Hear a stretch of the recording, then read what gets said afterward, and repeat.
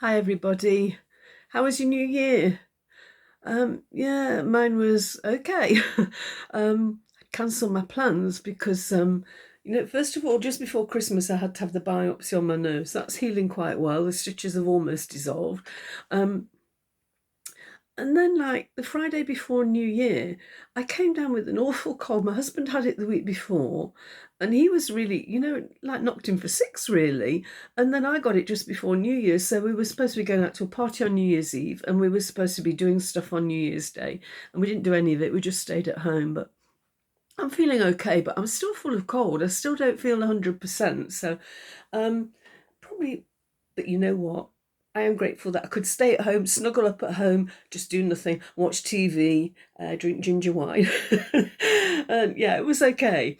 So I wanted to just talk about my last video I mentioned about doing hypnotherapy, and there's a couple of you who are interested in it. I'm going to start by offering weight management, um, and then I'm going to do stop smoking. I'm going to do a fast phobia cure, um, stress management or resilience, and pain management. I have got a recording that I did a long time ago, when I was giving out CDs to people. But it is. I have got it saved as an MP3. So if anybody wants it, I can give it to you free of charge.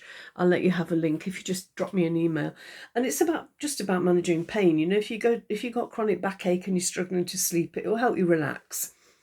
So I'm going to put more on the community pages about that, but I'm going to start with the weight management, and the stopping smoking, because I think a lot of people have those on the New Year resolution list. Okay, and that's what I wanted to talk about today. I don't make New Year resolutions because I don't keep them if I make them in January. And first of all, if it's anything to do with my weight or eating habits, then January is a bit of a washout because we still got, chocolates left over from Christmas. We've got some booze left over from Christmas. Nice things that we're going to keep eating. We're not going to stop eating them just because we shouldn't. And I also thought that January always seems a long month, and it's a tough enough month anyway, because you're kind of broke after Christmas, aren't you? All the spending and everything. And it's a tough month to get through. So I kind of think, and also certainly in the Northern Hemisphere, well, where I live anyway, in the UK, the weather's horrible at the moment. It's dismal, it's depressing, it's rainy, windy, horrible, unseasonally warm, and everybody's getting sick. So I just thought it's too much to do in January. So I do mine in February. And the reason for that is because it's a short month, it's only 4 weeks. And I think we can do it for 4 weeks. We can, have a go. And once you've got into new habits, it's so much easier to maintain them. So it just seems a lot easier to do it in February. And because it's a short month, you're going to you're going to get paid earlier. So yeah, it's that's what works for me. So um, I'm going to endeavour to put these in place by February. I have got a bit of work to do on them to make them more YouTube friendly. So yeah, and it will be in the community pages. So just check those now and again if you are interested, and send me an email. Okay, so if you're interested. Yeah. Oh, yeah. The other thing I was thinking about New Year, I've been reading a lot and hearing a lot about people, putting things behind you, moving away from things, sorting out your environment, chucking out stuff that you don't need anymore, like, broken Christmas ornaments. And I've got a box of things that are sentimental value to me. They're like birthday cards I had when I was 21. But when I die, my son's going to put them in the skip. He's not interested in them. And, to be honest, some of the people who send me cards, I don't know who they are anymore. I don't remember them. So they obviously weren't that important in my life. But so I'm going to, I think a lot of people are thinking about sorting things out. But I've also been reading about leaving people behind. And one of the comments Peter made on my last video was about staying away from people who where it's too much of an effort to be with them. You may remember, if you heard, I did speak about like saying yes to invitations. But Peter made the point that sometimes it's easier for your peace of mind to be with the people you want to be with and say no thanks and just do your own thing. And I think, yeah, he's got an absolutely valid point of view. I mean, I can see that, why go there and be stressed if you know that it's not going to do you any good, if it's going to end up like miserable going somewhere, certainly rather stay at home. And I was thinking about like family, family relationships have broken down. And I read this quote and I thought I would just read it to you because it's just a little bit from a book by Daniell Koepke, Koepke. And she says, let me just have a look at it. Okay. Oh, sorry. It's not opening properly. Start again. Right. It's about toxic people and how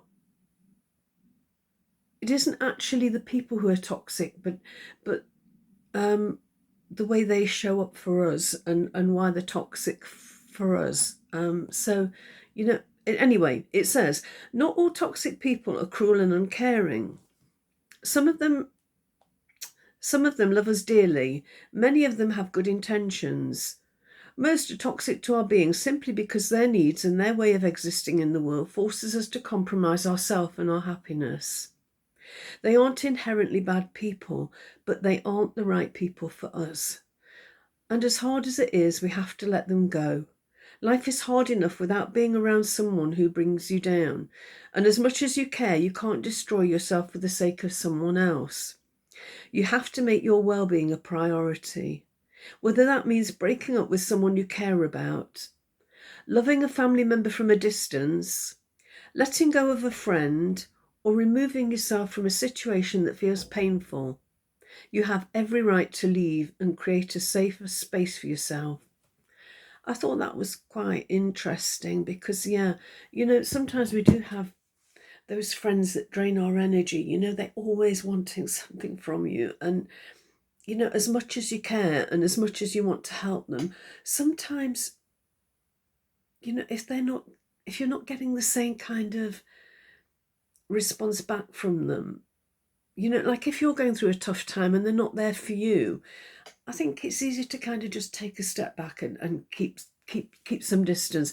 I'm not saying that you do things for your friends or for people you care about to get something in return. I don't mean that, but I mean that, they've got to be there for you as well. It has to be a two-way street, the relationship.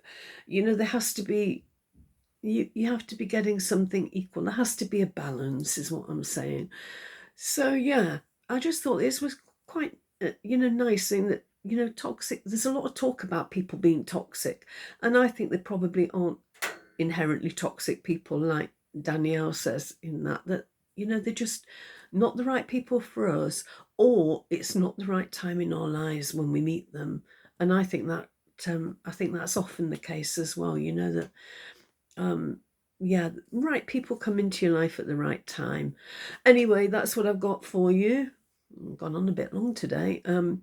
But yeah, it's been a while. I'm going to try and get back into some kind of routine in the next couple of weeks. And yeah, I hope to talk to you again soon. And as always, I love your comments. And thank you for giving me a thumbs up. Thank you for subscribing. And I look forward to talking to you again soon. Take care. Bye.